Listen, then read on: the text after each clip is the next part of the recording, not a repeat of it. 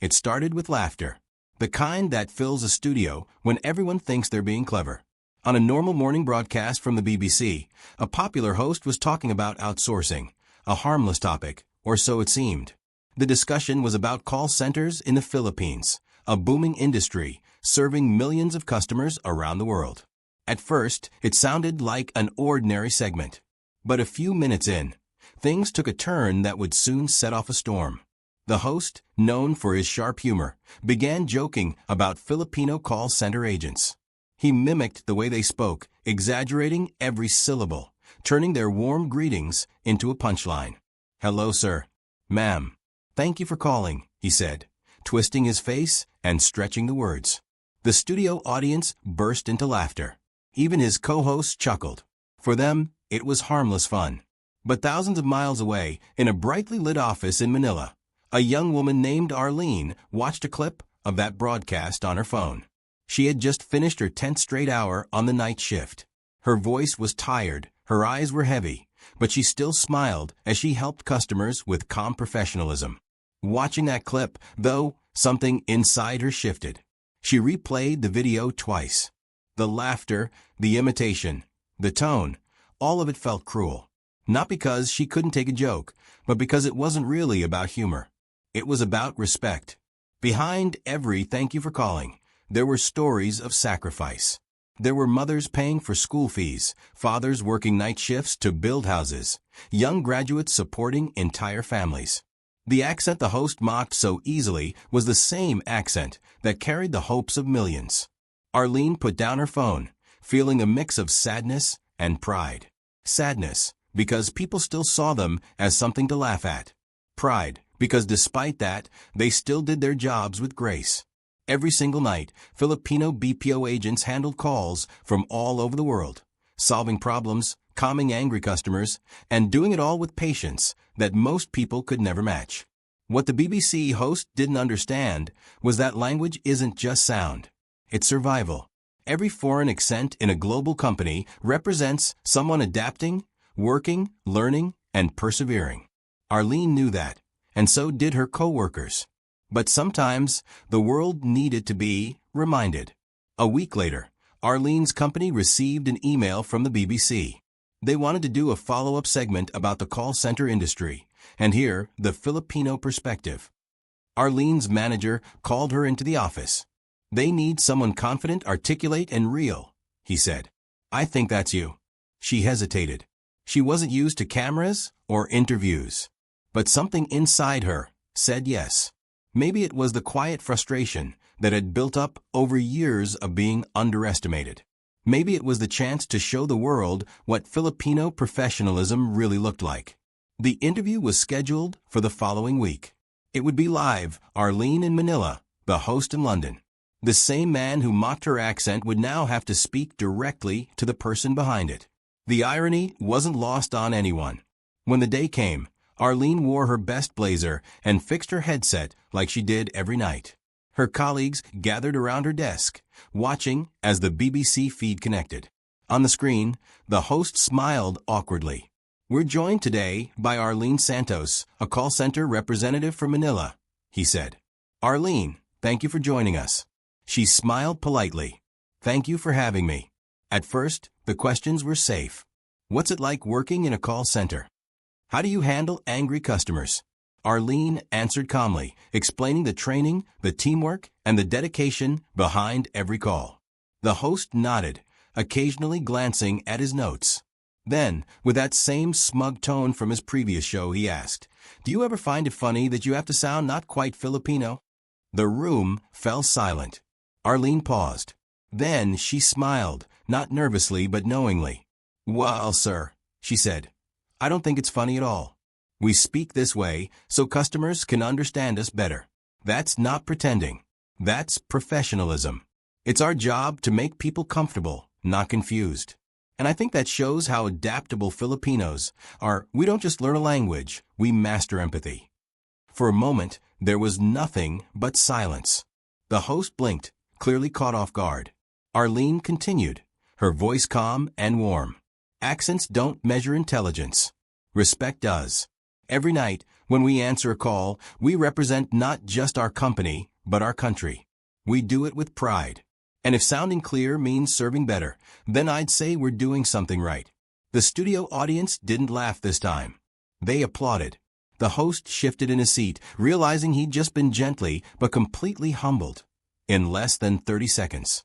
That clip exploded online within hours. People called it the 30-second comeback heard around the world. Viewers from every corner of the globe praised Arlene for her grace and courage. That woman just spoke for millions of us. One comment read. Another said, she didn't get angry. She just spoke truth with elegance. News outlets replayed the moment. Blogs dissected every line. Even the BBC had to release a statement acknowledging the incident and commending Arlene for her professionalism. The host apologized publicly, saying he had learned a valuable lesson about respect and empathy. But for Arlene, it was never about revenge. She didn't care about being viral. What mattered to her was that people finally listened, not to mockery, but to meaning. Her message resonated far beyond call centers. Immigrants, foreign workers, and anyone who had ever been laughed at for their accent found comfort in her words. Think about it for a second. Why do people mock accents? Is it because they don't understand them? Or is it because deep down they fear what those voices represent, strength, adaptability, and the courage to thrive in a world that wasn't built for them? What do you think? Drop your thoughts in the comments. As the days went on, Arlene's life didn't change much. She still worked night shifts, still made coffee at 10 p.m., still took calls from strangers halfway around the world. But something inside her had changed. She carried herself taller, smiled a little prouder. Her co-workers often joked, "We're working with a celebrity now," and she'd laugh saying, "I'm still one of you." Just louder. Then came another surprise. The BBC reached out again, this time inviting her to London. They wanted to feature her in a documentary about the global workforce, a deeper, more respectful look at the people who keep international companies running. Arlene was hesitant, but with encouragement from her family and co-workers, she agreed. Her first trip abroad felt surreal. When she arrived at Heathrow, cameras followed her as she walked through the terminal, a quiet symbol of how far she had come. The same host who once mocked her accent greeted her at the BBC studio. He looked genuinely nervous. "Arlene," he said, "I owe you an apology face to face." She smiled softly. "You already gave it. On air." That was enough. They sat down for a new interview, this time with mutual respect. The host asked real questions about empathy, culture, and global connection. Arlene spoke with the same calm authority she'd shown before. "We're all connected now," she said. "When we speak across borders, we represent our people. That's why kindness matters more than pronunciation." The segment ended with applause, not laughter. Viewers praised the BBC for making things right, but even more, they celebrated Arlene's grace. She became a quiet icon, not a celebrity, but a symbol of dignity. Before flying home, she visited a small Filipino restaurant in London. The owner recognized her immediately and offered her a meal on the house. "You made us proud," he said. Arlene smiled and replied, "I just spoke from the heart." Back in Manila, her co-workers welcomed her with cheers and a banner that read "Our voice, our pride." She laughed, embarrassed but happy. Life slowly returned to normal, but the story continued to inspire people worldwide. Teachers played her clip in classrooms. Companies used it in training sessions about diversity. Even language schools showed it to remind students that confidence matters more than perfection. And that's where the real beauty of this story lies. It's not about one woman versus one host. It's about what happens when someone stands up with kindness instead of anger. Arlene didn't humiliate anyone. She simply held up a mirror and made the world see dignity in a new light. Now ask yourself, how often do we judge people by the way they speak?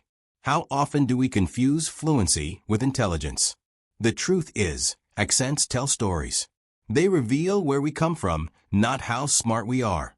Every accent carries history, courage, and identity. So maybe it's time we stopped laughing at how people sound and started listening to what they're saying. Because the sound of respect isn't one accent or one language. it's understanding. If you agree, hit that like button right now.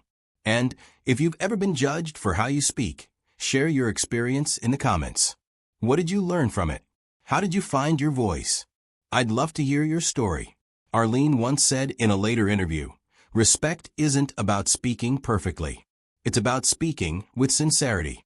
Those words stuck with millions of people. And they should stick with us, too. Because in a world connected by voices, it's not the loudest or most fluent that matter. It's the most human.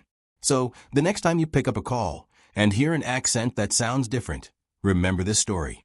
Somewhere on the other end of that line is a person like Arlene, working hard, smiling through fatigue, speaking with heart. Maybe that person isn't just answering your call. Maybe they're reminding you of something deeper. That kindness, no matter the accent, is a universal language. If you enjoyed this story, don't forget to subscribe for more inspiring real-life stories like this. Share it with someone who needs to hear it, a coworker, a friend, or anyone who has ever been underestimated. Because sometimes, the smallest voices can deliver the most powerful lessons. And if there's one thing we can all take away from Arlene's story, it's this. Respect doesn't have an accent. It has intention.